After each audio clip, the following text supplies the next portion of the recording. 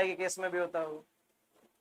हमारे ऊपर कोई ऐसा रूल चालू हो जाए जो हमें पसंद ना आए तो हम उसके खिलाफ विद्रोह कर देते हैं, है ना, दंगा। लेकिन दंगे को फॉर्मल भाषा में क्या बोलते हैं? रेवोल्यूशन, है ना।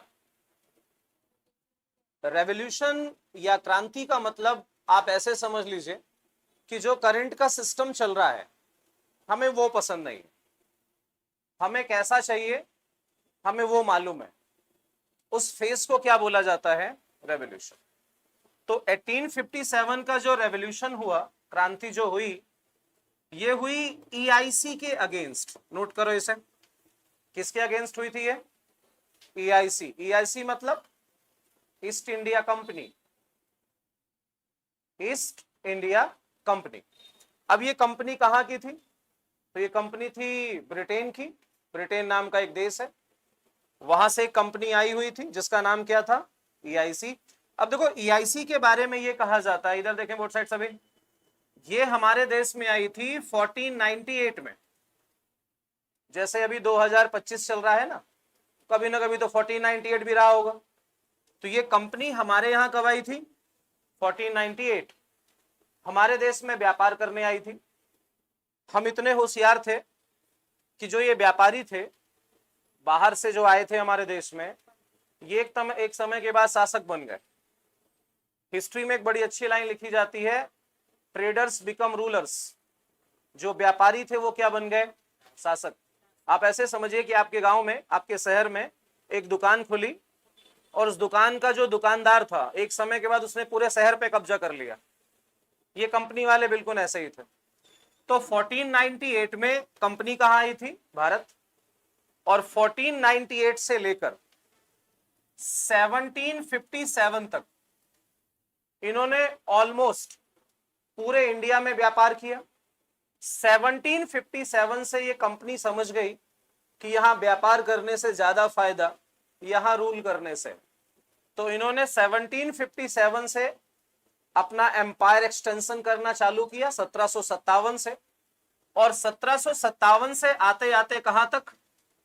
1857 तक इंटायर इंडिया पे इन्होंने क्या कर लिया? कब्जा कर लिया।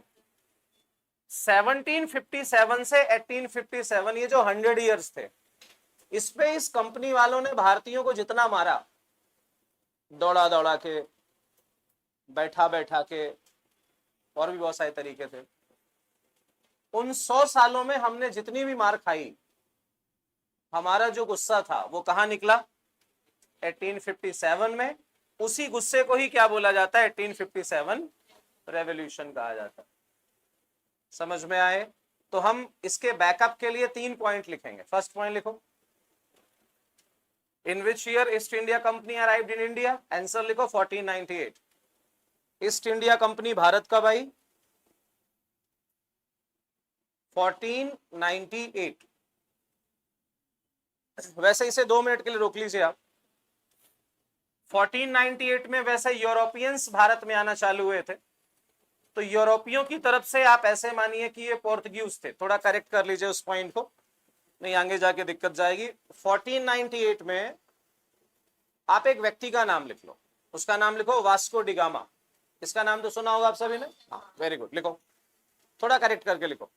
1498 में भारत कौन आया था? Vasco da Gama. और ये किस देश के था? किस देश से था ये? पुर्तगाल, पोर्तुगीज था ये, ब्रैकेट में लिख लीजिएगा। पोर्तुगीज, हिंदी में पुर्तगाल। पुर्तगाल देश का नाम सुना है? एक फुटबॉलर है बड़े फेमस, फुटबॉल से, फुटबॉल संबंधित, कोई बता सकता है क्या? पुर्तगाल से ही है। एनीवन? अच्छा, वर्ल्ड क्लास फुटबॉलर के नाम बोलो जरा, एक आध दो जो जानते हो। सबसे पहला नाम किसका आता है? क्रिस्टियानो रोनाल्डो का आता है ना। रोनाल्डो कहाँ के? पुर्तगाल के, इसी के देश के, ठीक है ना। तो वास्को डिगामा इंडिया कब आया था? 1498 में। और यहां से यूरोपियंस का इंडिया में आना क्या हुआ? शुरू हुआ। अगर मैं एग्जैक्टली कंपनी की बात करूं, ईस्ट इंडिया कंपनी की, कंपनी का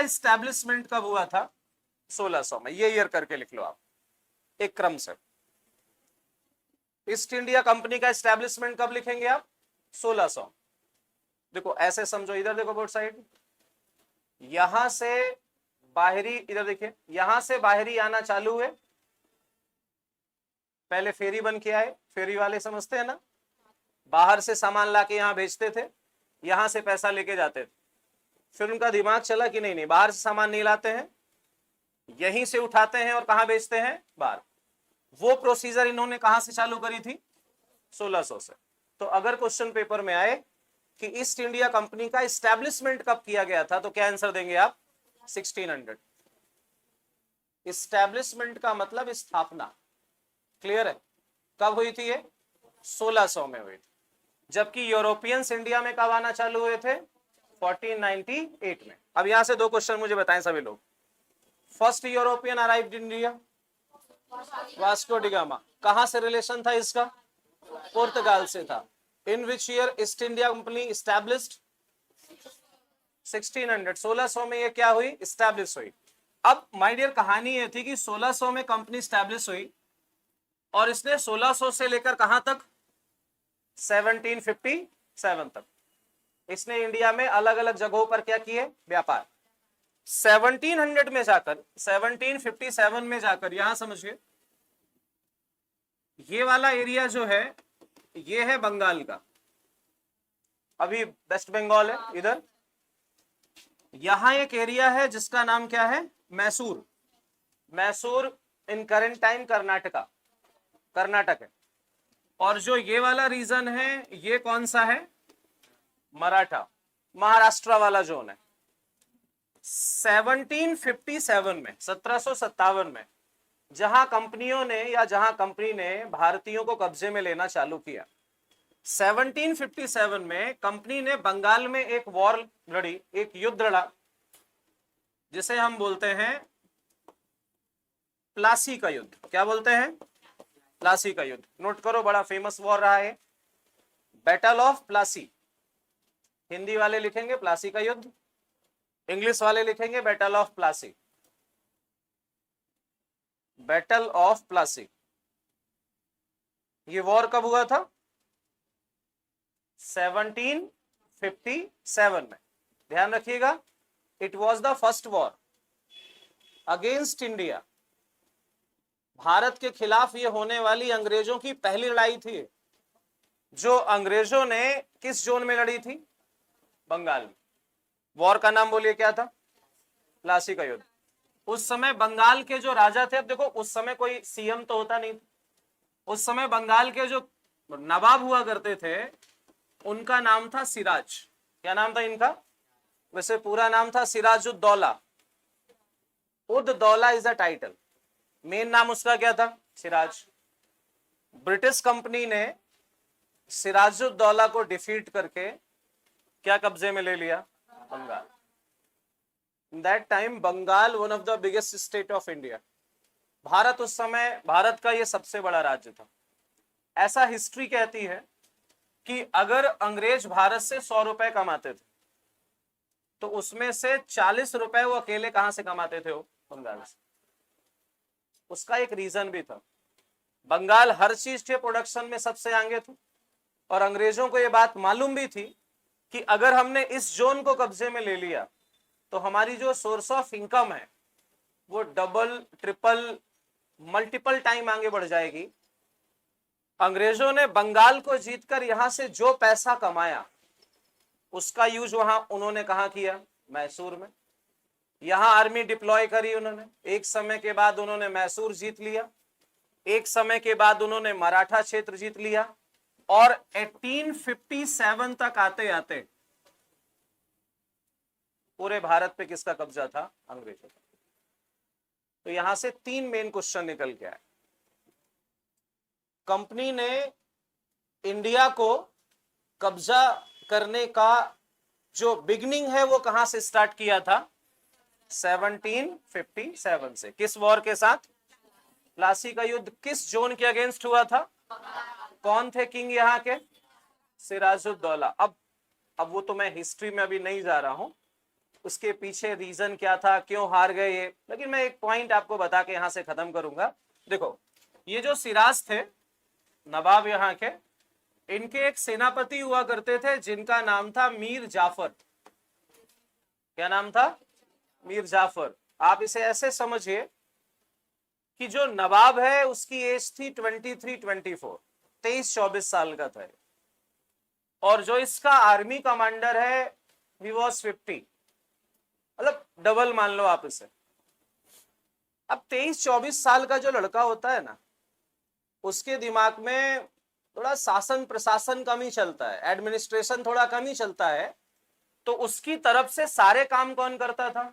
मीर जाफर। मीर जाफर का हमेशा से मानना यह था कि मैं इतना कैपेबल हूं, इतना योग्य हूं, मुझे सेनापति नहीं, मुझे क्या होना चाहिए? बंगाल का राजा होना चाहिए। और यही बंगाल के राजा बनने का सपना अंग्रेजों ने किसको दिखाया था? मीर जाफर। मतलब इट वॉज अ कॉन्स्पिरेसी। अंग्रेजों ने मीर जाफर को यह कहा कि आप हमारा साथ दें, जब हमारी लड़ाई हो आपके बॉस के साथ, चूंकि आप सेना के कमांडर हैं, तो आप सेना को अटैक का ऑर्डर ही ना दें। अगर उस युद्ध में हम जीते, you become the nawab of Bengal. अगर हम युद्ध में जीत गए किसको हराकर, तो आपको हम बंगाल का क्या बना देंगे? नवाब बना देंगे। तो एक लाइन याद रखिएगा कि जरा से अंग्रेजों ने भारत के बड़े बड़े राजाओं को कैसे हरा दिया, तो उसके पीछे सिंपल सा मेथड था, कॉन्स्पिरेसी। आपके वाले आदमी को मिला लो, सारी पोल पट्टी पूछ लो, और जहां आपका वीक पॉइंट है वहीं क्या कर दो, आप अटैक कर दो। रावण को हराने में सबसे बड़ा रोल किसका? विभीषण का। He is a Vibhishan for Bengal. Clear है? एक नोट लगा लो, नीचे लिखो बैटल ऑफ प्लासी। अच्छा, आप में से इंग्लिश मीडियम के कितने हैं पहले तो ये बताओ? मतलब ये प्रजाति है ना सभी, तो बाकी हिंदी मीडियम वाले हो? तो मैं एक बार हिंदी से, सॉरी, एक बार इंग्लिश से बोल दूंगा शुरू में, फिर मैं हिंदी से बोल दूंगा, तो जो जिस लैंग्वेज वाले हैं अपने हिसाब से लिख लीजिएगा, है ना? लिखो, battle of Plassey was a conspirational war. Hindi वाले लिखो, प्लासी का युद्ध एक षड्यंत्रात्मक युद्ध था, कॉन्स्पिरेशनल वॉर,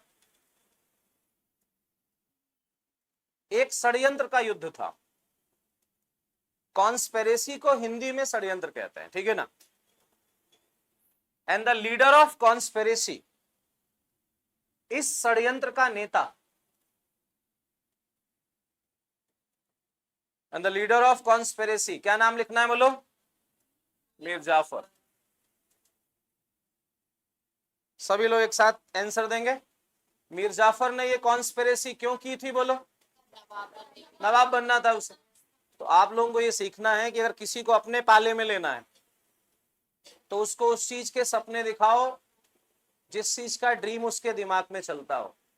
छोटे छोटे बच्चों को हम कैसे मनाते हैं कि तो एक काम कर दे, ये मेरा काम कर दे, मैं तुझे क्या दिलाऊंगा? तो भाई बच्चे के लिए लॉलीपॉप या चीज क्या होती है? नवाब जैसी ही होती है। यहां तक कहानी क्लियर? तो ये कौन सा बैटल रहा बोलो? प्लासी का युद्ध। इसके बाद लगातार अंग्रेज काम करते रहे, एक समय के बाद उन्होंने पूरा भारत जीत लिया, और फिर हमने ये बात करी कि जब ईस्ट इंडिया कंपनी ने पूरे भारत पे कब्जा कर लिया, इसी कॉन्स्पिरेसी के ही बिहाफ में, तो इंडियंस ने अपनी आजादी के लिए जो पहली लड़ाई लड़ी, फर्स्ट, वो पहली लड़ाई क्या कहलाई? 1857 का रिवोल्ट। नोट करो, यहां से लिखो 1857 रिवोल्ट, 1857 की क्रांति। 1857 रिवोल्ट, 1857 की क्रांति, it was the first independence war of India. Bharat का पहला स्वतंत्रता संग्राम थी।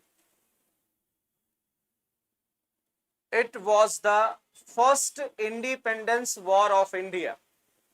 यह भारत का पहला स्वतंत्रता संग्राम था। हाँ, ये हुई ना बात। लेकिन वो अकेला नहीं था, वो कहानी का हीरो था, मतलब, ठीक है ना? तो 1857 की क्रांति भारत का पहला क्या था? इंडिपेंडेंस वॉर था, जहां हमने आजाद होने के लिए क्या लड़ी? लड़ाई। लेकिन एक बात बताओ, अगर हमने 1857 में लड़ाई लड़ी होती, जो कि लड़ी और अच्छे से लड़ी होती, तो हम आजाद कब हो गए होते? तो आपकी तो हिस्ट्री की क्लास खत्म हो जाती, बस अभी खत्म हो जाती। लेकिन 1857 में हम लड़े, लेकिन जिस हिसाब से हमें लड़ाई करनी चाहिए हम वैसा नहीं लड़े। अंग्रेजों ने हमें 100 साल पहले भी कूटा था, इस लड़ाई में भी हमें उन्होंने कूटा। अब ये बात अलग है कि हमने उनसे अलग होने का प्रयास किया, लेकिन शायद फाइट उतनी अच्छी नहीं थी कि हम किससे अलग हो सके? ईस्ट इंडिया कंपनी से। तो ये जो फर्स्ट फ्रीडम फाइट थी, ये हम लूज कर ले गए। अब इसी से कुछ 2-4 इंपॉर्टेंट पॉइंट लिखो। फर्स्ट पॉइंट जैसा, फर्स्ट सेकेंड थर्ड जो भी है नोट करते जाइएगा। बताओ, 1857 क्रांति हम जीते या हारे? रीजन लिखो, कारण लिख लो उसका। 1857 के रिवोल्ट के लूज होने का कारण था लैक ऑफ यूनिटी। हिंदी में लिखेंगे, क्या लिखेंगे? एकता का अभाव। आप में से कौन बताएगा एकता कौन है? लैक ऑफ यूनिटी का क्या मतलब होता है? ऐसे समझो, जब हम अंग्रेजों से लड़े ना, तो यहां वाले मैसूर वाले अलग लड़े, मराठा अलग, बंगाल अलग, इलाहाबाद अलग, कानपुर अलग, सब अलग अलग लड़े, मिलके नहीं लड़ पाए। और जब मिलके कोई चीज नहीं होगी तो कभी भी वो सक्सेसफुल नहीं हो सकती है। 1857 क्रांति के जो सबसे बड़े हीरो रहे, उनका नाम लिखो, मंगल पांडे। इन्हें हम इंडिया का फर्स्ट रेवोल्यूशनरी कहते हैं, भारत का पहला क्रांतिकारी कहा जाता है इन्हें, first revolutionary in India, Bharat का पहला क्रांतिकारी कहा जाता है इन्हें। तो आपसे पेपर में क्या पूछेगा? 1857 से संबंधित क्रांतिकारी कौन था, क्या नाम बताना है हमें उसका? मंगल पांडे। इनका एक स्लोगन था, नारा था, नाम लिखो। स्लोगन तो समझते हो ना सभी? इनका स्लोगन था, मारो फिरंगी को। किसको मारो? फिरंगी। मारो फिरंगी को। अच्छा एक बात बताओ, स्लोगन, स्लोगन मतलब नारा होता है, नारा। अरे कई सारे स्लोगन सुने होंगे आप लोगों ने। भगत सिंह का स्लोगन बताओ क्या था? आप लोगों के फेमस आइडल भगत सिंह होते हैं, क्या था बताओ? ये गलती से पीएनएसटी में आ गई है ना, इसको सिविल सर्विसेज में होना चाहिए कहीं, है ना। भगत सिंह का नारा क्या था? इंकलाब जिंदाबाद। ऐसे हर फ्रीडम फाइटर्स के अलग अलग नारे थे। इनका नारा क्या था? मारो फिरंगी को। अच्छा एक बात बताओ, ये फिरंगी किसको बोल रहे होंगे? और अंग्रेजों को फिरंगी क्यों बोल रहे होंगे? नहीं नहीं, ऐसा नहीं, हर आंसर सही थोड़ी ना होगा। फिरंगी देखी कभी नहीं देखी? अरे वो फिरंगी जो हवा लगने से घूमती है भाई। अरे घुमाई भी होगी, है ना। फिरंगी का कलर कैसा होता है? देखो जब आप अपनी कागज में बनाते हो तब तो एक ही कलर की होती है, लेकिन जब हम मार्केट से खरीदते हैं फिरंगी या मेले वगैरह में खरीदते हैं तो कैसा होता है? कलरफुल होता है ना। अंग्रेज वैसे ही कपड़े पहनते थे, बैंड वालों को देखा है? इधर लाल, नीला, पीला, गुलाबी, एकदम फिरंगी दिखते थे वो। भारत में क्या ऐसे कलरफुल कपड़े पहनने का कॉन्सेप्ट है ही नहीं। आप साउथ में जाओ केवल सफेद पहनते हैं। हमारे यहाँ कपड़े पहनने का कॉन्सेप्ट क्या है? ज्यादातर एक ही कलर के कपड़े पहनते हैं। आपके दादाजी रहे होंगे या अभी भी जो दादाजी होंगे, ज्यादातर कुर्ता और धोती एक ही कलर की पहनते हो। अंग्रेज कलरफुल पहनते थे, तो उन्हीं कलरफुल कपड़ों की वजह से अंग्रेजों को क्या बोलते थे? फिरंगी। और उसी फिरंगी को मारना था। तो नारा क्या था इनका? फिरंगियों को मारा भी गया, लेकिन बदले में उन्होंने हमें बहुत मारा, इसलिए क्रांति हम जीत नहीं पाए। और एक बार फिर से जज्बात, हालात हमारे शट डाउन हो गए और हमारी आगे वाली गुलामी फिर से क्या हो गई? कंटिन्यू हो गई। 1857 में मंगल पांडे वाले में इतना आपको याद रखना है। मंगल पांडे के अलावा 1857 से दो चीजें आप और याद कर लीजिए। उस समय कंपनी के चीफ कौन थे? नोट करके लिखो। Governor general of India, governor general of India. देखो अब गवर्नर जनरल को हिंदी में गवर्नर जनरल ही कहते हैं ना, तो इसको देवनागरी लिपि में भी आप यही लिख लीजिएगा, गवर्नर जनरल ऑफ इंडिया। देखो गवर्नर जनरल में आप कंफ्यूज मत होइए, जो कंपनी का चीफ था ना भारत में उसको क्या बोलते थे, गवर्नर जनरल। और उस समय जो कंपनी के गवर्नर जनरल थे भारत में उसका नाम था लॉर्ड कैनिंग। क्या नाम था इसका, लॉर्ड कैनिंग। और ये लॉर्ड, देखो लॉर्ड में घबराना मत, जैसे हमारे देश में किसी के नाम के पहले श्री लगाते हैं ना, अरे सुना होगा भाई, श्री श्री श्री 1008 श्री, सुना है ना। ऐसे इंग्लैंड में क्या होता है, किसी के नाम को रिस्पेक्ट देने के लिए उसके नाम के पहले क्या लगाते हैं, लॉर्ड लगाते हैं। तो इसका नाम लॉर्ड नहीं है, नाम तो इसका क्या है, कैनिंग है, लेकिन अब इंडिया में चूंकि अंग्रेज रिस्पेक्टेड ही थे तो इसका पूरा नाम क्या लिखते हैं हम, लॉर्ड कैनिंग। तो क्वेश्चन क्या बनेगा कि जब 1857 का रिवोल्ट हुआ, 1857 की जब क्रांति हुई, उस समय गवर्नर जनरल की पोस्ट में कौन था, तो क्या बताना है, लॉर्ड कैनिंग। कैनिंग उस समय क्या थे, गवर्नर जनरल थे। क्लियर है यहां तक सभी को। और उस समय ब्रिटेन में जो महारानी थी उनका नाम था विक्टोरिया। क्या नाम लिखना है, विक्टोरिया, ये नोट कर लीजिए। क्वीन ऑफ इंग्लैंड, ब्रिटेन की जो महारानी थी वो विक्टोरिया थी। अब एक बात बताओ, क्या विक्टोरिया कभी भारत आई होंगी, वो इंग्लैंड में ही रहती थी और इंग्लैंड से ही इंडिया का शासन प्रशासन चलाती थी, और एक एम्प्लॉय भारत में भेज देती थी कि भाई आप हमारी तरफ से जाके वहां क्या करते रहे, शासन। उस समय गवर्नर जनरल कौन था, लॉर्ड कैनिंग। यहां तक किसी कोई दिक्कत। अब देखो कहानी क्या हुई, जब 1857 की क्रांति हम लूज कर ले गए तो हमें इतना तो मालूम चल गया कि जब तक हम एक साथ मिलकर नहीं लड़ेंगे तब तक हम कुछ नहीं कर पाएंगे। क्लियर है। इसी यूनिटी को बनाने के लिए 1885 में, 1885 में थोड़े समय के बाद इंडिया ने एक ग्रुप बनाया जिसका नाम था आईएनसी। नोट करो इसे, Indian national Congress,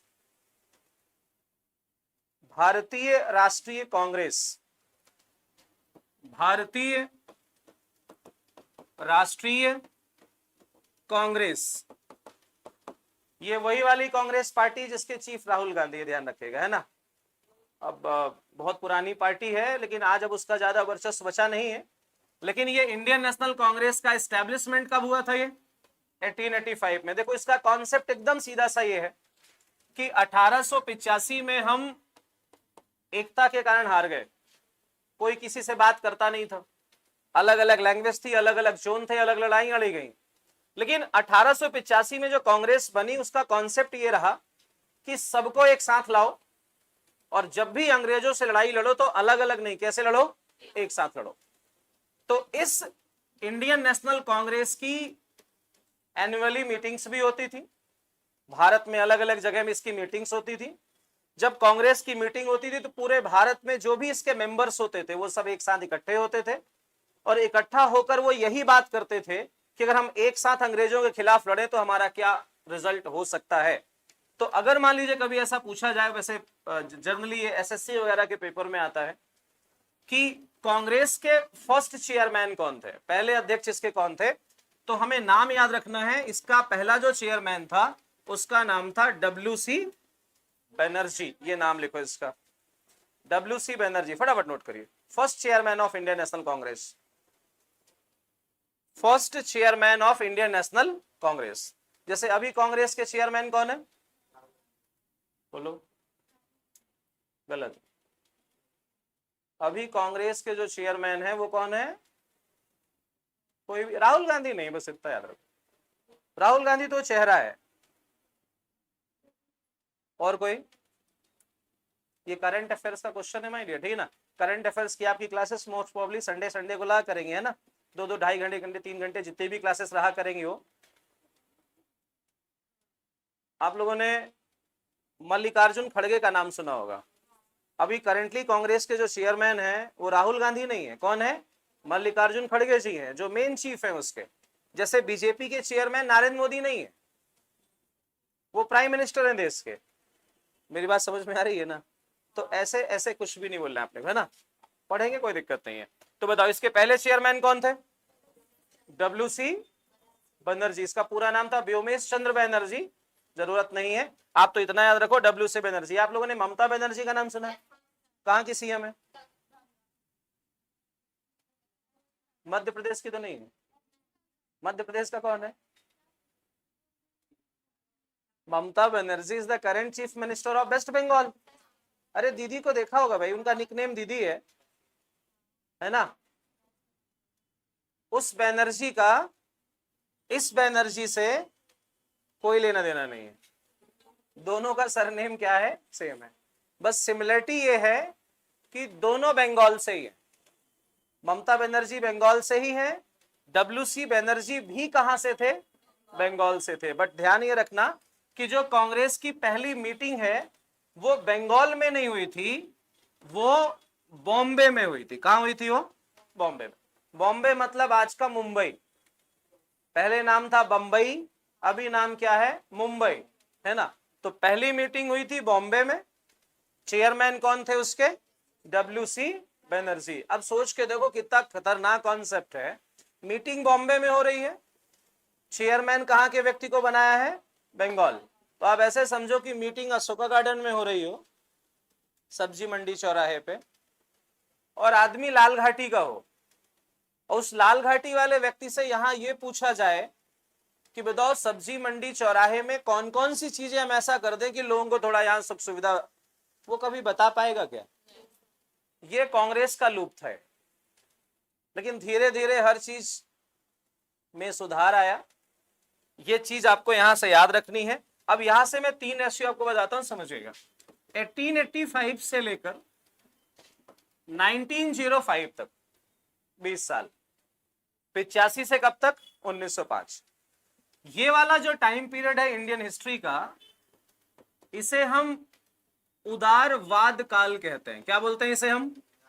moderate era, English में मॉडरेट कहा जाता है। ये 20 साल वो थे जहां कांग्रेस के लीडर्स अंग्रेजों के सामने ऐसे बात करते। कैसे? ऐसे बात करते, क्योंकि अंग्रेज बड़े पावरफुल थे उस समय। उदारवाद काल, जिसे क्या नाम दिया गया है? मॉडरेट। क्या कहा गया इसे? मॉडरेट मतलब बड़े शब्द। कुछ भी चीज मांगनी है सामने वाले से तो एकदम हाथ जोड़ के मांगना। और ये कितने साल तक हमने हाथ जोड़े? 20 साल। और इन 20 सालों के हाथ जोड़ने का परिणाम ये रहा कि 1905 में अंग्रेजों ने हमारे देश के सबसे बड़े स्टेट, नाम बोलो, ये बताया था मैंने, बंगाल, उस बंगाल का विभाजन कर दिया। क्या कर दिया? पार्टीशन। इसको हम बोलते हैं पार्टीशन ऑफ बंगाल। ये हिस्ट्री की बहुत बड़ी घटना है। बंगाल को अंग्रेजों ने कितने भागों में डिवाइड कर दिया? 2 भागों में। डिवाइड करने के पीछे बेसिक कॉन्सेप्ट ये था कि बंगाल में हिंदू और मुस्लिम्स बड़े यूनिटी के साथ रहते थे। मतलब आप ऐसे समझो कि हिंदू मुसलमान धर्म अलग थे वहां, लेकिन दिवाली और ईद में हिंदू सेलिब्रेट कर रहे हैं या मुस्लिम सेलिब्रेट कर रहे हैं इसका पता ही नहीं चलता था। और ये चीज देखकर अंग्रेजों की बड़ी दिक्कत होती थी, है ना। उसी दिक्कत को कम करने के लिए इन्होंने किसका पार्टीशन किया? बंगाल। उस दिक्कत को कम करने के लिए, क्योंकि उसी दिक्कत के कारण अंग्रेजों ने 1857 की क्रांति जीती थी। उन्हें मालूम था कि अगर भारत में ये सब एक हो गए ना तो सबसे पहला जो बैकपैक होगा वो किसका होगा? हमारा होगा। नोट करो यहां से, 1885 टू 1905, 1885 से 1905। ये कौन सा टाइम कहलाता है बोलो? मॉडरेट टाइम, उदारवाद काल कहलाता है। इसका रिजल्ट लिख लो, क्या हुआ? इसका रिजल्ट हुआ पार्टीशन ऑफ बंगाल, बंगाल का विभाजन। इसलिए जब भी आप किसी के सामने हाथ जोड़े तो ध्यान रखिए, हाथ जोड़ने का परिणाम विभाजन ही होता है। सामने वाला आपको इतना कमजोर समझने लग जाता है कि वो कुछ भी कर सकता है फिर उसके आगे। तो ऐसा आपने एक लाइन सुनी होगी कहीं कि आपके मिजाज में थोड़ी गर्मी होना जरूरी है। ये टर्म सुना नहीं, ये डायलॉग सुना नहीं क्या आप लोगों ने? आपके नेचर में थोड़ा सा एग्रेसिव नेचर होना जरूरी है। आप अगर बहुत सीधे होंगे ना तो हर जगह कूटे जाएंगे। एक सिंपल सा डायलॉग हिस्ट्री में कहा जाता है कि समुद्र का पानी अगर खारा नहीं होता ना तो लोग आज को उसको पी पी के खत्म कर देते। उसके मिजाज में थोड़ी सी कड़वाहट, इसलिए वो आज तक एग्जिस्ट कर रहा है। जिसके मिजाज में बिल्कुल कड़वाहट नहीं होती ना, सोसाइटी उसको खत्म कर देती है। और ये पता चला हिस्ट्री में हमें कहा, इन 20 सालों में हाथ जोड़ने से। अब हुआ ये कि जब बंगाल का विभाजन हो गया, जब अंग्रेजों का चेहरा हमारे सामने आ गया कि हाथ जोड़ने से कोई मतलब नहीं है, तो 1905 से लेकर 1905 से लेकर 1914 तक, या फिर इसको हम दो पार्ट में बांट लेते हैं, 1905 से लेकर 1908, 1905 टू 1908 एंड 1908 टू 1914। ये जो समय है 5 से लेकर 8 तक, यहां हमने हाथ जोड़ना कर दिया बंद। तो हाथ जोड़ना बंद करेंगे तो क्या करेंगे बोलो? अभी हम ऐसे बात करते थे, अब हम ऐसे बात करेंगे। ये थोड़ा एग्रेसिव पन है। पहले हम ऐसे बोलते थे, भैया पानी नहीं आ रहा हमारे यहाँ, टोटी खोल दो। उन्होंने पूरा पाइप काट दी कि भर लो पानी। अब हम हाथ नहीं जोड़ रहे हैं, हम क्या बोल रहे हैं? पानी अगर नहीं खोला तो हम तुम्हें आके खोल देंगे। थोड़ा वॉयलेंस वाली बात होगी। तो ये जो टाइमिंग है ना, इसे बोला जाता है उग्रवाद। क्या बोलते हैं हम इसे? इसे बोलते हैं एक्सट्रीमिस्ट। क्या बोलते हैं हम इसे? एक्सट्रीमिस्ट। नोट करो, 5 से लेकर कहां तक? 8 तक। 1905 टू 1908 एक्सट्रीमिस्ट, उग्रवाद। थोड़ा एग्रेसिव है, हाथ नहीं जोड़ते हैं, एकदम आंखों में आंखें डाल के बात करते हैं। और जब बात हम उग्रवाद की करते हैं ना, तो यहां 3 लोगों का नाम बड़ा फेमस होता है। फर्स्ट वन लाल, सेकेंड वन बाल, और तीसरे का नाम पाल। बस ये 3 नाम आप याद रखिए। मुझे उम्मीद है कि आप सब बता भी ले जाएंगे। आपसे क्वेश्चन क्या पूछेगा? इनमें से कौन सा लीडर उग्रवादी नेता नहीं था? 4 ऑप्शन होते हैं, 3 के नाम आपको याद रखने, चौथा जो भी आए टिक लगा देना। तो लाल का मतलब बोलो, लिखो। लाला लाजपत राय। कहां से थे बोलो ये लाला जी? विदिशा के तो नहीं थे। इधर इधर ये अशोकागढ़ से भी नहीं रहे होंगे। लाला जी कहां से थे? पंजाब से थे। लाला लाजपत राय कहां से थे? इन्हें पंजाब केसरी कहा जाता है। इनका टाइटल लिख लीजिएगा, पंजाब केसरी। केसरी मतलब समझता है? गलत आंसर है। केसरी लॉयन का सिनोनिम होता है, शेर का पर्यायवाची होता है हिंदी में। लॉयन समझते हैं ना? लॉयन का सिनोनिम क्या होता है? केसरी। लॉयन का कलर देखा है? भगवा colour, the lion of Punjab, इसका मतलब ये। तो टाइटल क्या लिखना है? पंजाब केसरी। दूसरा नाम क्या लिखना है? बाल गंगाधर तिलक। कहां से थे तिलक जी? महाराष्ट्र। अरे यही तो एक करना है, अभी अलग अलग लड़ रहे थे ना, बस अब एक होना है। मैं बोलता हूं, फिर से बोलता हूं, सुनो। बाल गंगाधर तिलक कहां से थे बोलो? ये महाराष्ट्र, बॉम्बे, पुणे, ये वाला जो इलाका है ना, वो इधर वाले थे। इनका भी एक टाइटल लिख लो। इन्हें कहा जाता है लोकमान्य। क्या बोलते हैं? लोकमान्य। अच्छा एक बात बताओ, कभी मुंबई से आप लोग ट्रेन से आए हो? क्या अनाउंस करता है रेलवे स्टेशन में? लोकमान्य तिलक टर्मिनल से चलकर हजरत निजामुद्दीन की ओर जाने वाली 12-235 अपने निर्धारित समय से 2 घंटे देरी से चल रही है। यात्रियों की असुविधा के लिए, ये सुना है ना, पेपर में ये नहीं आएगा। पेपर में आएगा कि हजरत निजामुद्दीन मतलब दिल्ली। हजरत निजामुद्दीन की क्या दरगाह है वह। तो जैसे अगर कोई व्यक्ति दिल्ली जाना चाहता है ना और भोपाल स्टेशन में खड़ा है और उसकी ट्रेन अगर मुंबई से आ रही है, तो अनाउंस कभी ये नहीं हो कि मुंबई से दिल्ली की ओर जाने वाली। हमेशा क्या करेगा? लोकमान्य तिलक टर्मिनल से चलकर हजरत निजामुद्दीन क्यों? अब ट्रेन तो हमारी है, ना वो दिल्ली बोल रहा है ना मुंबई, तो कभी कभी क्या हिस्ट्री पता नहीं होती तो ट्रेन भी छूट जाती है, इसलिए थोड़ी बहुत इतिहास का पता होना जरूरी है। आपके पेपर में नो डाउट हिस्ट्री से 2-3 ही क्वेश्चन आएंगे, ज्यादा से ज्यादा 4 क्वेश्चन आएंगे, लेकिन वो 4 क्वेश्चन को अगर हम साइड में रख दें वो तो आप बना ही ले जाएंगे, इतना तो हम पढ़ लेंगे, लेकिन जो बाकी की चीजें हैं वो हमारे डेली यूज की भी चीजें कहीं ना कहीं बनी रहेंगी। ठीक है, तो दूसरे नंबर में कौन से हो गए? बाल गंगाधर तिलक। क्या नेम है भाई इनका? लोकमान्य। और तीसरे वाले का नाम क्या है? विपिन चंद्रपाल। नाम लिखो, विपिन चंद्रपाल। विपिन चंद्रपाल, इनका कोई निकनेम नहीं है, बस इनका नाम याद कर लो वही बहुत। ठीक, अब इधर देखो सभी बोर्ड साइड, ये देखो पाल, घोष, बोस, बनर्जी, चटर्जी, टैगोर सब बंगाली हैं। जितने भी सरनेम आपको ये मिले ना सारे के सारे क्या हैं? बंगाली हैं। ये कहां से हैं? पंजाब। ये कहां से है? महाराष्ट्र। ये कहां से है? अगर आज के हिसाब से मैं इसे लिंक करूं तो ये पंजाब किंग्स वाले हैं, अरे आईपीएल की टीम है ना, ये मुंबई इंडियंस वाले हैं, और ये कोलकाता नाइट राइडर्स वाले हैं। इन तीनों की गैंग है जिन्हें हम क्या बोलते हैं? उग्रवादी। लेकिन अब मुद्दा ये था कि ये थोड़े ज्यादा एग्रेसिव थे अंग्रेजों के लिए, और अंग्रेज भी समझते थे कि इन्हें ज्यादा मौका अगर हमने दिया ना तो दिक्कत हो सकती है।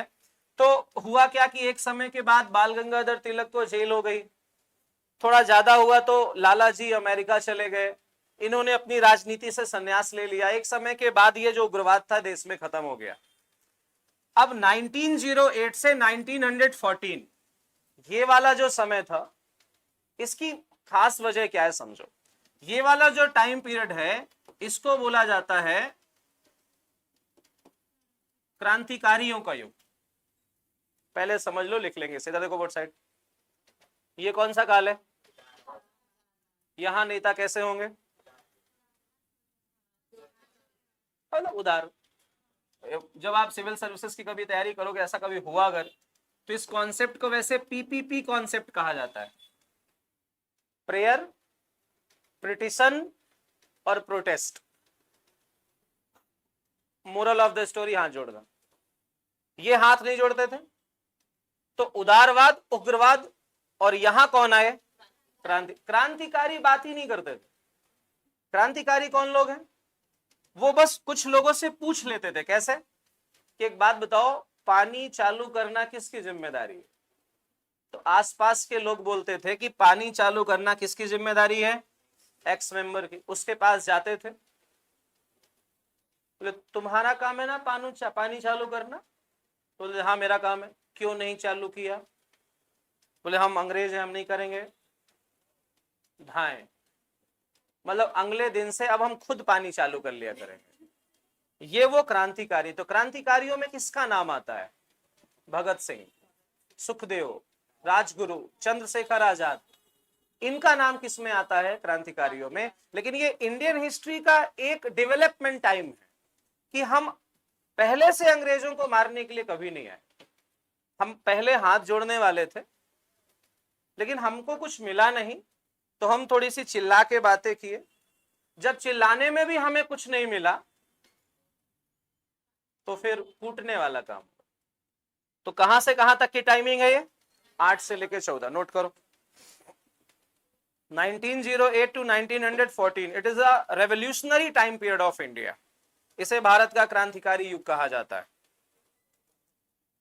क्रांतिकारी फेज, रेवोल्यूशनरी टाइम है। कुछ के नाम में लिखवा देता हूं, कुछ क्रांतिकारियों के नाम लिख लीजिए। जैसे एक का नाम लिखो खुदीराम बोस। इसका नाम सुना आप लोगों? किस पर्पज से सुना था? ऐसा नहीं है। खुदीराम बोस का नाम लिखो पहले, खुदी। अब उसका नाम ही बेचारे का खुदी था तो मैं क्या लिखवा दूं? अब खुदी का नाम खुदी था भाई। अब मैडम क्या करें, नौकरी पाने के लिए करना पड़ता है सब कुछ, है ना। पढ़ाने का मन मेरा भी थोड़ी ना करता है। मैं हर दिन सोचता हूँ कि नहीं जाऊंगा आज पढ़ाने, लेकिन पढ़ाना पड़ता है तो बहुत सारे काम करने पड़ते हैं। हाँ नहीं नहीं ऐसा नहीं चलो क्या नाम लिखा बोलो? खुदीराम बोस। इनके बारे में पता बात क्या है? He was the youngest revolutionary of India. जब ये फांसी के फंदे में चढ़े ना, तो ये 18 साल के भी नहीं थे। मतलब आप में से भी बहुत सारे लोगों से छोटे थे। देखो, फांसी के फंदे में चढ़ना ही कोई मामूली जोक वाली बात नहीं है। कभी आपसे कोई बोले कि तुम ऐसा कुछ करो कि देश एकदम खतरनाक हो जाए, उसके लिए तुम्हें अपनी जान देनी पड़ेगी, तो हम क्या बोलेंगे? ना हो देश अच्छा। जब हम जिंदा ही नहीं रहेंगे तो फिर देश अच्छा करके क्या करेंगे हम? अब आप सोचो, जब ये व्यक्ति 18 साल का नहीं था, इसको फांसी दे दी गई, इसका मतलब अंग्रेजों के नाक में अच्छा खासा दम करके रखा होगा इसने। ये बच्चा ऐसा था कि एक डिस्ट्रिक्ट कोर्ट के जज थे, उनका नाम था किंग्सफोर्ड। बस मैं आपकी जानकारी के लिए बता रहा हूं। इस लड़के ने डिस्ट्रिक्ट कोर्ट के जज किंग्सफोर्ड की गाड़ी में बम फेंक दिया था उठा के। समझ पा रहे हो? इस एज में 16, 17, 18 साल की एज में बच्चे फालतू के ऐप में अपना प्रोफाइल बनाते हैं। उस एज में भाई ने बम फेंक दिया और उस फेंकने के चक्कर में भाई को लटका दिया गया, और उस चक्कर में इनका नाम आज तक याद रखते हैं। और जब इनकी जयंती आती है ना, जिस दिन इनको ये काम हुआ था, पूरा इंडिया सेलिब्रेट करता है उसको। नोट करके लिखो। खुदीराम बोस के बारे में एक लाइन और पूछा गया क्वेश्चन है, he was the youngest revolutionary of India. यह भारत के सबसे युवा क्रांतिकारी थे। खुदीराम बोस भारत के सबसे कम उम्र के या सबसे युवा, दोनों सेम बात। He was youngest revolutionary of India। इनको फांसी दी गई थी 11 अगस्त के दिन। ये डेट लिख लीजिए, कभी कभार पूछी जाती है। 11 अगस्त 1908, 11 अगस्त 1908। और उस समय एज क्या थी इनकी? टीन एज में थे, 18 के भी नहीं हुए थे, 17 साल के थे और 18वें साल में लगे थे। अब अंदाजा लगाइए। तो ये नाम याद रखिएगा, खुदीराम बोस कभी कभार पेपर में पूछ लिया जाता है। ईयर लिख लिया सभी ने? कब फांसी हुई थी बोलो? 11 अगस्त 1908। एक आधा दो के नाम और लिख लो। जैसे इनके अलावा जैसे एक नाम लिखो आप, लाला हरदयाल। पहले लिखो लाला हरदयाल। अब ये मत बोलना ये वाला नाम कैसा, ये तो बढ़िया नाम है। क्या नाम था इनका? लाला हरदयाल। क्या लिखना है? लाला हरदयाल। ये और खतरनाक थे। ये अमेरिका में थे, मतलब घर से अच्छे मजबूत थे, तभी तो अमेरिका में रहे होंगे। और अमेरिका में रहते हुए इन्होंने इंडिया के लिए काम करना चालू किया था वैसे इंडिया का ही, पढ़ाई लिखाई अमेरिका में करता था। उसके बाद उसने क्रांतिकारियों वाला काम चालू कर दिया। लाला हरदयाल की एक पार्टी का नाम याद रखिएगा। इसने एक पार्टी बनाई थी जिसका नाम था गदर पार्टी। क्या नाम था? गदर पार्टी। अब गदर नाम से समझो आप, गदर का मतलब क्या होता है? अरे जब बहुत शोर शराबा होता है तो क्या बोलते हैं अपन? कि ज्यादा गदर हो रही है। वो शोर शराबा अमेरिका से चलाते थे। हालांकि बाद में अंग्रेजों ने इनको भी पकड़ा, खूब मारा इनको भी। अंग्रेज सबको कूटते थे आखिरी में, लेकिन उस कूटने के पहले ये तब तक एकदम मतलब तबीयत से कूट चुके होते थे अंग्रेजों को। तो इनकी पार्टी का नाम क्या था? गदर पार्टी। अब देखो मेरी बात समझो, इधर देखो, पेन रख दो सब नीचे, बोर्ड साइड देखो। हमने अंग्रेजों के सामने हाथ भी जोड़ लिए, हमने अंग्रेजों से ऐसे आंखें मिला के बात भी कर ली, और हमने अंग्रेजों की गोली मारकर हत्या भी करी कई सारों की, लेकिन मिला कुछ नहीं उससे। ना हम हाथ जोड़कर आजाद हो पाए, ना हम वो चिल्ला के आजाद हो पाए, ना हम वो गोली मारकर आजाद हो पाए। तो हमें देखो एक ऐसा आदमी अब चाहिए था जो थोड़ा पढ़ा लिखा भी हो, और अंग्रेजों को अंग्रेजों की पॉलिसी के हिसाब से हम देश से बाहर कर सके। यहां एंट्री हुई भारत के इतिहास के सलमान खान की। ऐसे शर्ट खोल के, ऐसे सिक्स पैक दिखाते हुए एक आदमी बाहर से कहां आता है? भारत। वो हिस्ट्री का सलमान खान है। इसका वेलकम हम करेंगे क्योंकि इसी आदमी के करने पर 1947 में हम आजाद हुए। आप गेस कर सकते हो उसका नाम? अभी कोई चंद्रशेखर आजाद भी बोल रहा था, गलत है मैडम आपका आंसर। और कौन? महात्मा गांधी के अलावा किसी कोई आंसर है क्या? अरे वो तो शर्ट ही नहीं पहनते थे, शर्ट खोल के कहाँ आते थे वो। इधर देखो, कोई बात नहीं, बिल्कुल सही आंसर है। 9 जैन 9 जनवरी 1915 डेट लिखो ये। 9 जैन 1915, 9 जनवरी 1915 महात्मा गांधी दक्षिण अफ्रीका से भारत आते हैं, है ना। ये है हमारी कहानी का सलमान खान। बताओ गांधी जी कहां से भारत आए थे? साउथ अफ्रीका से। अब ध्यान रखिएगा, मैं कुछ चीजें आपको बताता हूं। एक बात बताओ, गांधी जी का जन्म क्या साउथ अफ्रीका में हुआ था या भारत में? तो क्या करने गए थे? साउथ अफ्रीका कौन पढ़ने जाता है? वहां आज भी झिंगा लाला लोग हैं, आज भी पत्ते लपेट के घूमते हैं वहां लोग। अरे आपने बरकतुल्लाह में बहुत सारे नाइजीरियन को पढ़ते हुए देखा होगा।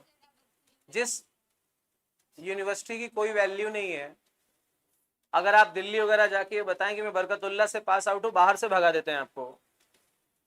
सोचो जिस यूनिवर्सिटी में नाइजीरिया के लोग आज पढ़ने आते हैं, गांधी जी अफ्रीका तो पढ़ने नहीं गए होंगे। इनके बारे में बस 3 लाइन याद रखिएगा तो कहानी क्लियर हो जाएगी। देखो गांधी जी का जन्म 2 अक्टूबर 1869 एट पोरबंदर इन गुजरात, 10वीं तक तो ये चलता है, ये गांधी जी का जन्म है। इधर देखो बोर्ड साइड आराम से लिख लें, लिखने का कोई सिस्टम ज्यादा जल्दी वाला नहीं है। ये गांधी जी का जन्म है। गांधी जी 1888 में 1888 में ये पढ़ाई करने के लिए गए थे लंदन। देखो हमें लंदन वालों को ही यहां से भेजना था, तो जो आदमी लंदन से पढ़ के आया होगा ना, वो लोगों को बहुत अच्छे से जानता होगा। और याद रखिएगा 1888 में ये लंदन से वकालत की पढ़ाई करके आए थे। जो आदमी लंदन से वकालत पढ़ के आता है ना, तो उसे बैरिस्टर कहते हैं। क्या बोलते हैं? आप लोगों ने एक डिग्री सुनी होगी जिसका नाम है LLB, सुना है ना? LLB जो पास आउट होता है ना भारत में, उसको लॉयर कहते हैं। आपने वो टीवी में देखा है माय लॉर्ड मेरा, वो नहीं, वो वकील होता है। छोटी सी एक स्लैश नोट है, ध्यान से सुनिएगा। अगर आपने लॉ की पढ़ाई कर ली है, क्या पूरी कर ली है, तो आप लॉयर हैं। लेकिन लॉयर के पास ये राइट्स नहीं होते कि वो कोर्ट में जाके आपका डिफेंस कर सके। एक होती है बार काउंसिल, क्या होती है? बार काउंसिल हर जिले में होती है। अगर उस लॉयर को बार काउंसिल ने लाइसेंस दे दिया कि आप अब काला कोट पहन सकते हैं और कोर्ट के अंदर जाके डिफेंस वाला काम कर सकते हैं, तब जाके उस व्यक्ति को बैरिस्टर का मतलब उस व्यक्ति को एडवोकेट कहा जाएगा। मेरे साथ बोलो सभी। LLB की पढ़ाई पूरी हुई तो क्या बोलोगे? लॉयर। लेकिन क्या लॉयर कोर्ट रूम के अंदर जा सकता है? नहीं, वो केवल एडवाइस कर सकता है। तो आपने सुना कॉर्पोरेट लॉयर, लॉयर एडवाइस करते हैं तुम ऐसा कर लो, ये कर लो, वो कर लो, हो जाएगा। जो कोर्ट रूम के अंदर जा सके उसको क्या बोलेंगे? एडवोकेट। क्या बोलेंगे? एडवोकेट। लेकिन वो एडवोकेट कब बनता है? जब उसको बार काउंसिल का क्या मिल जाता है? लाइसेंस। ठीक है ना। लेकिन जब कोई व्यक्ति लॉ की पढ़ाई कहां से करके आए? लंदन से, उसे बोलते हैं बैरिस्टर। क्या बोलते हैं? और बैरिस्टर बनने की खास बात यह है कि उसे काउंसिल का लाइसेंस नहीं लेना पड़ता, वो ऑलरेडी लॉयर के साथ साथ क्या होता है? वो एडवोकेट होता है, क्योंकि पढ़ाई कहां से करी है उसने? लंदन से करी है।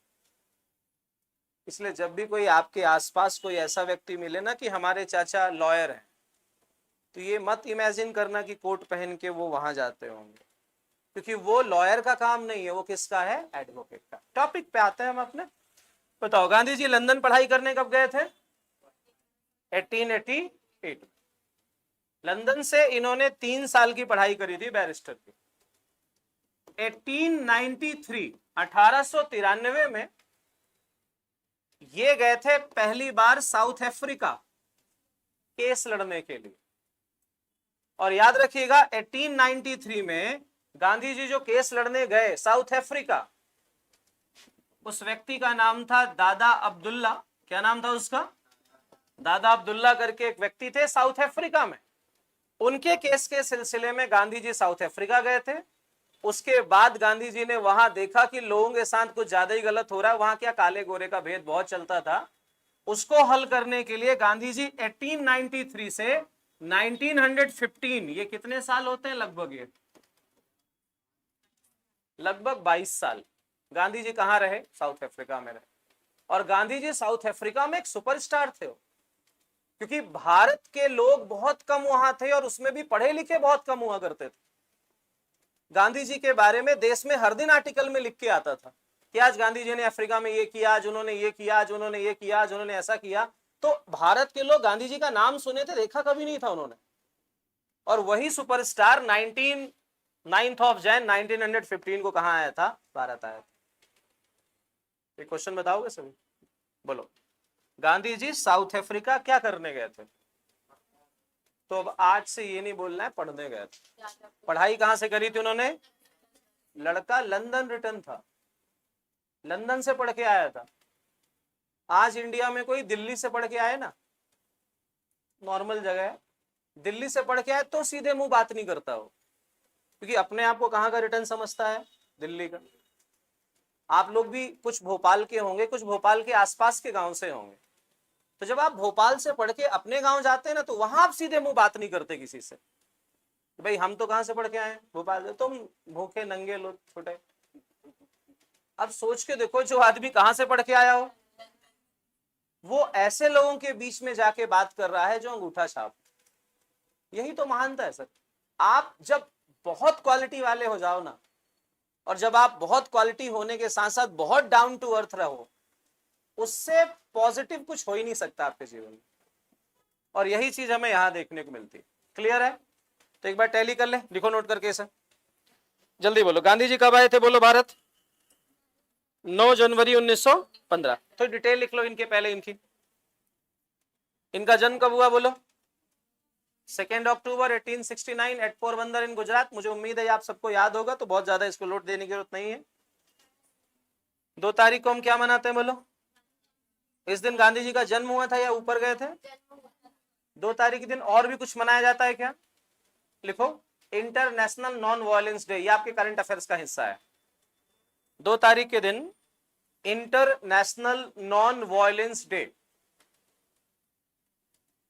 अंतरराष्ट्रीय अहिंसा दिवस। इंटरनेशनल नॉन वायलेंस डे, अंतरराष्ट्रीय अहिंसा दिवस। और याद रखिएगा, इसे सेलिब्रेट कौन करता है? United Nation Organisation, UNO celebrate करता है इसे। जैसे आपका बर्थडे आपके दोस्त सेलिब्रेट करते हैं, गांधी जी का बर्थडे दुनिया का सबसे बड़ा ऑर्गेनाइजेशन कौन सेलिब्रेट करता है? यूएनओ सेलिब्रेट करता है 2 तारीख के दिन। किस नाम से सेलिब्रेट करता है? International non violence day. Gandhi ji हिंसा के पुजारी या अहिंसा के? उन्हीं के नाम से ये अहिंसा दिवस मनाया जाता है, ठीक है ना।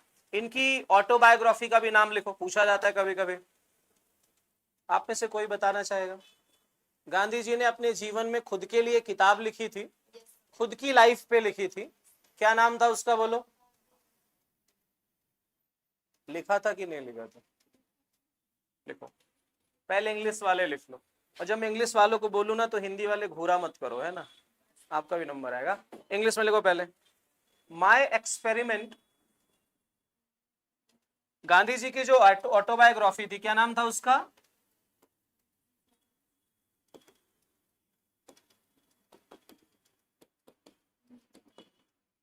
उसका नाम था माय एक्सपेरिमेंट विद ट्रूथ। क्या नाम था उसका? My experiment with truth. ये इंग्लिश में है, हिंदी में इसका नाम है मेरे द्वारा किए गए सत्य के प्रयोग। ये टाइटल है बुक का है, मेरे द्वारा किए गए सत्य के प्रयोग, माय एक्सपेरिमेंट विद ट्रूथ। मेरे द्वारा किए गए सत्य के प्रयोग। ये कौन सी भाषा में लिखी गई है? गुजराती। और आज दुनिया की लगभग 800 से ज्यादा भाषाओं में ट्रांसलेट है। ये नाम याद रखिएगा, ये पुस्तक का नाम आपसे पूछा जाता है। एक बात बताओ, ऑटोबायोग्राफी का मतलब क्या? जब हम खुद के बारे में कुछ लिखते हैं। और बायोग्राफी का मतलब क्या? इधर बोर्ड साइड देखो सभी, इधर देखो। बायोग्राफी का मतलब क्या, जैसे मान लो ये दीदी है, कल को ये बहुत बड़ी नेता बन जाए और मैंने इनके ऊपर खूब रिसर्च किया और मैंने इनके ऊपर क्या लिख दी, एक किताब। बताओ, जो किताब मैं लिख रहा हूं अपने बारे में लिख रहा हूं या इनके बारे में, तो ये बायोग्राफी है। लेकिन इन्होंने कहा नहीं, आपको लिखने की कोई जरूरत नहीं, मैं अपने सीक्रेट आपसे ज्यादा जानती हूं, तो इन्होंने कहा कि मैं अपनी किताब खुद लिखूंगी। So this is not a biography, this is a autobiography. क्या कहलाएगी, ऑटोबायोग्राफी। गांधी जी ने खुद ही लिखी थी ये किताब, इसलिए ये गांधी जी की बायोग्राफी नहीं है, ये क्या है, ऑटोबायोग्राफी। क्लियर है, क्या नाम है बोलो ऑटोबायोग्राफी का, my experiment with truth. Gandhi ji की पढ़ाई लिखो, लंदन 1888।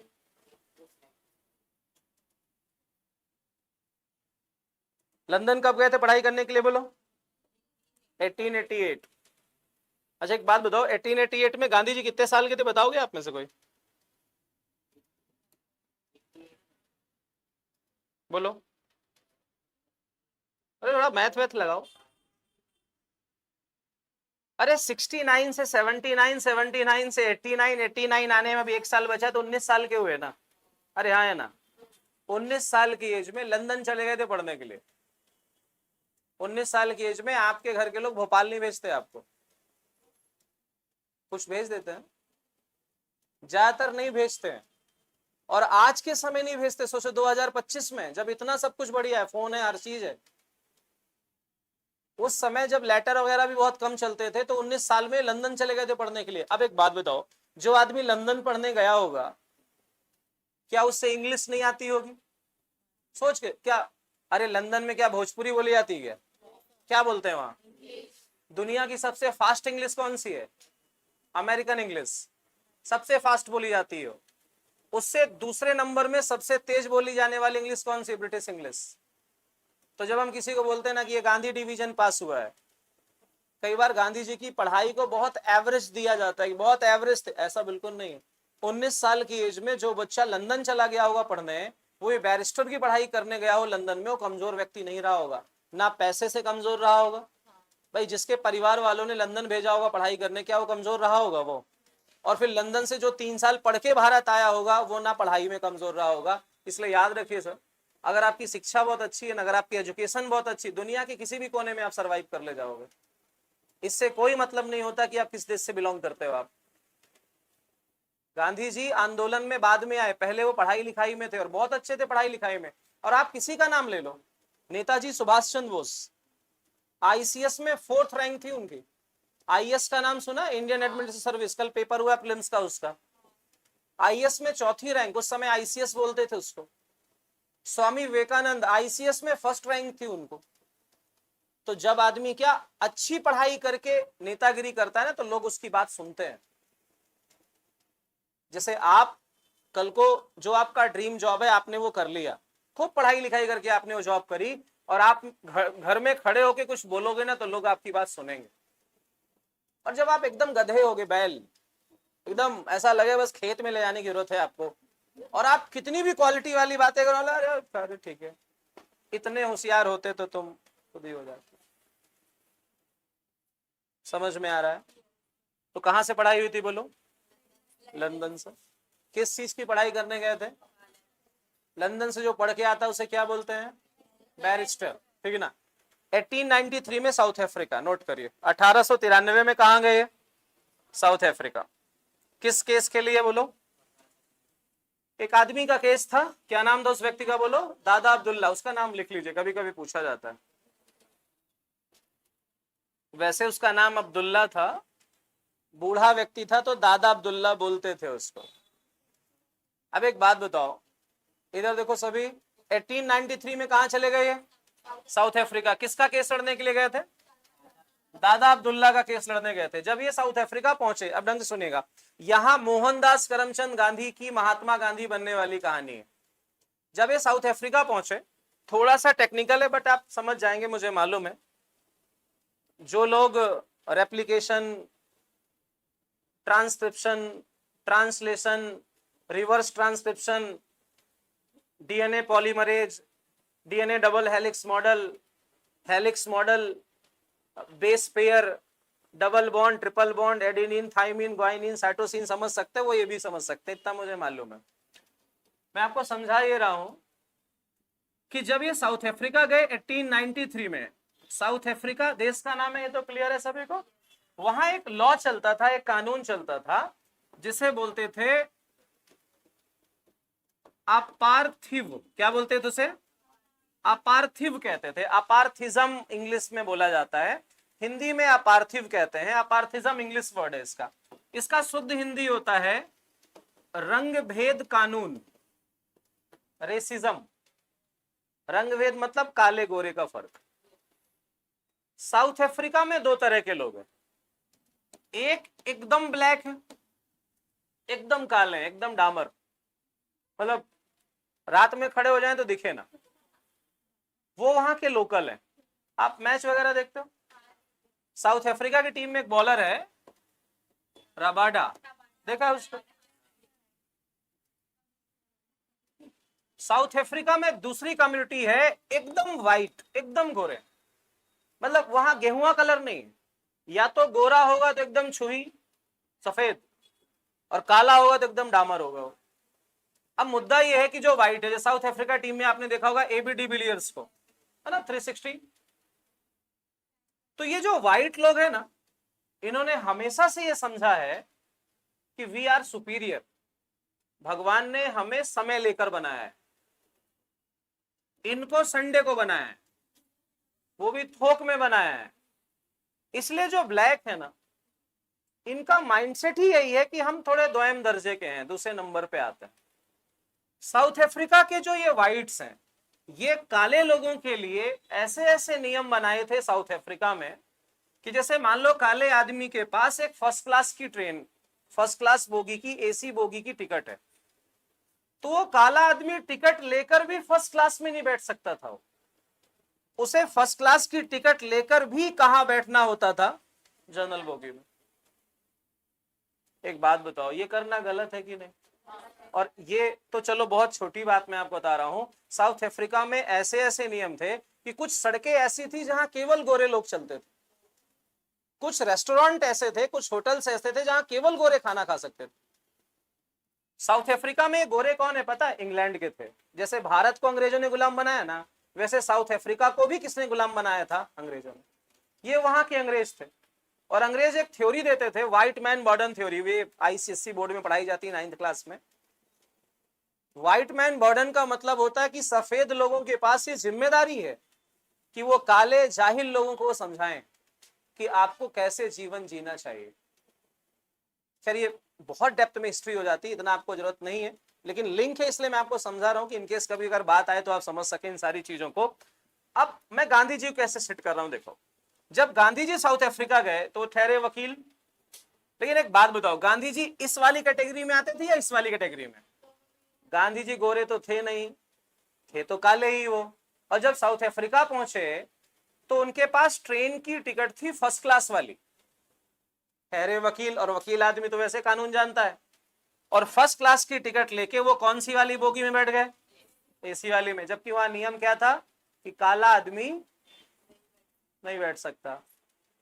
तो जब वो बोगी में बैठे थे, उनके पास वो टीसी आया, फिर टिकट दिखाओ, तो उन्होंने पहले टिकट देखा, फिर उसका मुंह देखा गांधी जी का, और उन्होंने बोला देखो तुम्हारा चेहरा इस बोगी में बैठने के लायक नहीं, तुम यहां से उठो, जर्नल में जाओ। गांधी जी ठहरे वकील, वकील आदमी वैसे एक्सक्यूज की पावर रखता है, तो गांधी जी ने बताया कि देखो मैं झिंगा लाला नहीं हूं यहाँ का, मैं इधर लंदन से पढ़ के आया हूँ वकालत करके, तुम्हारे ही देश से, और मैं यहाँ कोई मजदूरी करने नहीं आया हूं, मैं वकालत। बोले वो जो कुछ भी है, यहां से उठो और कहाँ जाओ। तो हमने वो कहानी पढ़ी है ना कि गांधी जी को ट्रेन से, सुना है कि गांधी जी को ट्रेन से क्या कर दिया गया था?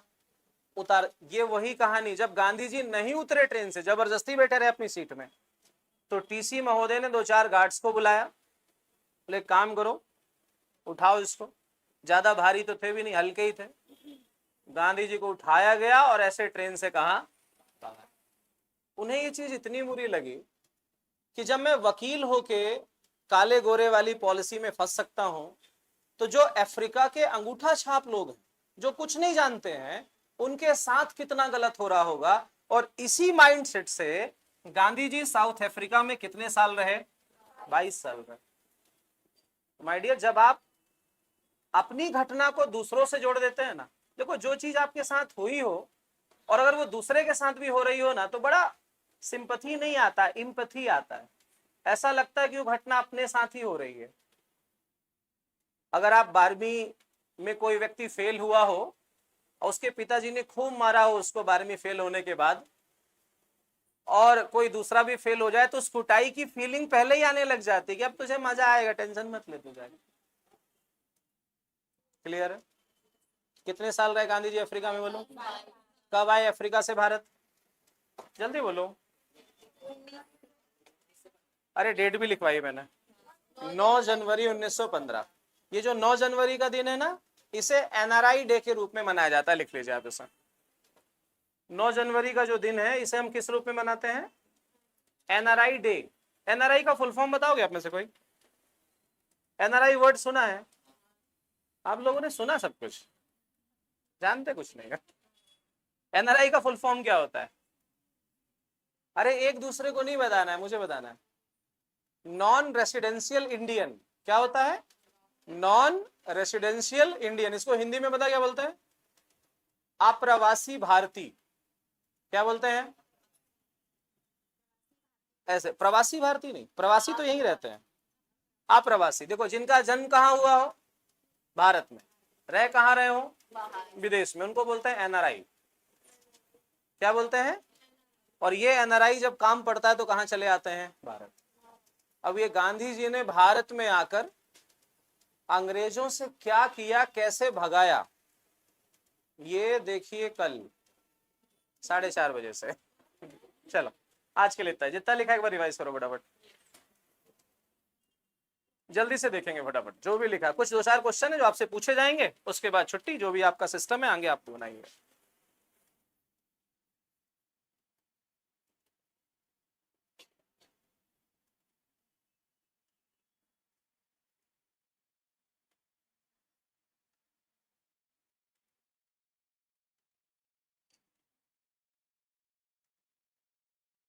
रिवाइज बहुत अच्छे से करना, और जब जिस दिन आपका पेपर हो उस दिन कम से कम ये पन्ने पलटा के जरूर जाना सभी लोग, ठीक है ना? क्योंकि आपको वही चीजें लिखाई जा रही हैं जो पेपर के लिए सबसे ज्यादा जरूरी है। नहीं हिस्ट्री है, देखो हिस्ट्री में बहुत कुछ होता है लिखने के लिए। आपको भी ये पता है कि आपको हिस्ट्री में केवल ऊपर ऊपर की चीजें चाहिए जो आपके पेपर के लिए जरूरी है।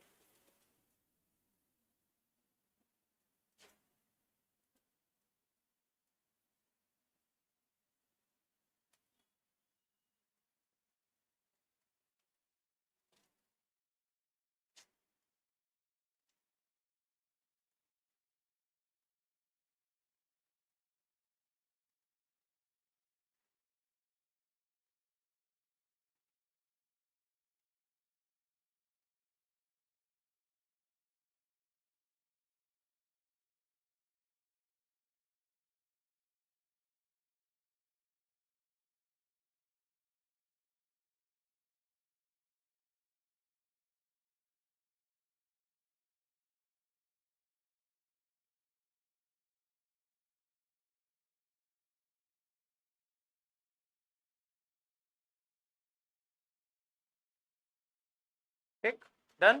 चलो बंद करो रब, सभी बंद कर दो, ऐसे रब बंद कर दीजिए सभी। 2-4 क्वेश्चन है, उसके जवाब थोड़ा जल्दी जल्दी देना। चलिए दीदी लोग बंद कर दीजिए, रब हो गया अभी। अरे बंद कर दो भाई, हो गया, टॉप नहीं करना है आज ये, बंद करो। बताओ, ईस्ट इंडिया कंपनी जो थी उसने इंडिया में सबसे पहला युद्ध कौन सा लड़ा था? प्लासी का युद्ध। कब लड़ा था? 1857, 1757, 1657 या 1557? इंडिया के किस जोन की लड़ा गया था वो? किसके अगेंस्ट? मोहम्मद सिराज, सिराजुद्दौला। अच्छा, उस सिराजुद्दौला की हार के पीछे उसका खुद का आदमी था या कोई दूसरा था? क्या नाम था उसका? मीर जाफर। 1857 का जो रिवोल्ट हुआ उसमें सबसे मेन रेवोल्यूशनरी कौन था? मंगल पांडे। 1857 की क्रांति के समय कंपनी का गवर्नर जनरल कौन था? इधर लिखा था हमने नाम उसका, लॉर्ड कैनिंग। में नाम क्या है, कैनिंग या लॉर्ड? लॉर्ड का मतलब श्री। तो आज से अगर किसी को अंग्रेजों के हिसाब से इज्जत देनी हो ना, लॉर्ड। 1857 क्रांति हम हारे या जीते? क्यों हार गए? Lack of unity. लड़े हम, अच्छी बात है, मिलके नहीं लड़ पाए इसलिए हम हार गए। उसी यूनिटी को बनाने के लिए कांग्रेस बनी, इंडियन नेशनल कांग्रेस। इस्टेब्लिशमेंट कब हुआ? 1885, 85 में हुआ था। अच्छा, इसके पहले चेयरमैन कौन थे? ममता बनर्जी या WC बनर्जी? बनर्जी था कहाँ का, बंगाल का या बॉम्बे का? लेकिन ये मीटिंग कहाँ हुई थी? बॉम्बे में मीटिंग हुई थी। अब आगे बताओ, 85 से लेके 1905 तक 20 साल, ये कौन सी पॉलिसी का टाइम था? ये हाथ जोड़ने वाला। लेकिन इसका रिजल्ट हमारे लिए पॉजिटिव नहीं रहा और अंग्रेजों ने एक स्टेट को दो भागों में डिवाइड कर दिया। क्या नाम था? पार्टीशन ऑफ बंगाल, बंगाल का विभाजन, जिसका मेन रीजन था हिंदू मुसलमानों को क्या करना, अलग करना। एक बात बताओ, लाल बाल पाल ये उदारवादी हैं, उग्रवादी हैं या क्रांतिकारी हैं? लाल बाल पाल में पाल का मतलब क्या है? यही आएगा पेपर में, लाल और बाल तो बता ले जाओगे। विपिन चंद्र पाल। अच्छा, लाला लाजपत राय जो पंजाब के थे, उनका एक टाइटल वर्ड था, क्या बोलते थे उन्हें? पंजाब का शेर कब लिखवा दिया मैंने? उन्हें पंजाब केसरी। मतलब मैं समझाओ, मतलब मैं जानता हूं उसका, है ना, जो नाम है वो बताओ। बाल गंगाधर तिलक जो थे, उनका टाइटल वर्ड क्या था? लोकमान्य कहते थे हम उन्हें, लेकिन एक समय के बाद वो भी शट डाउन हो गई थ्योरी। इंडिया के सबसे यंगेस्ट क्रांतिकारी कौन है? खुदा नाम नहीं था, खुदीराम बोस। जब उनको फांसी हुई वो कितने साल के थे? अंडर 18, मतलब 17 के तो ज्यादा थे ना, तो क्या बोलेंगे? अंडर 18। 11 अगस्त 1908 को फांसी हुई थी, है ना। गांधी जी साउथ अफ्रीका से इंडिया कब आए? दीदी कुछ भी नहीं बोलना है, सोचो समझो फिर बोलो। अरे साउथ अफ्रीका से इंडिया कब आए थे? 9 जनवरी 1914, नहीं 1915। लिखवाया मैंने आपको ये। अच्छा, गांधी जी साउथ अफ्रीका करने क्या गए थे? वकालत करने गए थे, किसी का केस लड़ने गए थे। अच्छा, पढ़ाई कहाँ से करी थी? लंदन से करी थी ना। अच्छा, किस आदमी का केस लड़ने गए थे वो? दादा अब्दुल्ला। और वहीं उनके साथ वो ट्रेन वाला कांड हो गया, बेचारे भले आदमी को कहाँ उतार दिया गया। और जब जब एक सिंपल आदमी को उंगली की जाती है ना, वो आदमी बड़ा खतरनाक होता है, क्योंकि उसके पास खोने के लिए कुछ नहीं होता है। इसलिए बड़े आदमी को उंगली करो, सिंपल आदमी को नहीं, है ना। चलो आज के लिए इतना ही, बाकी कल वाली क्लास में हम देखेंगे ना। Thank you very much, most welcome.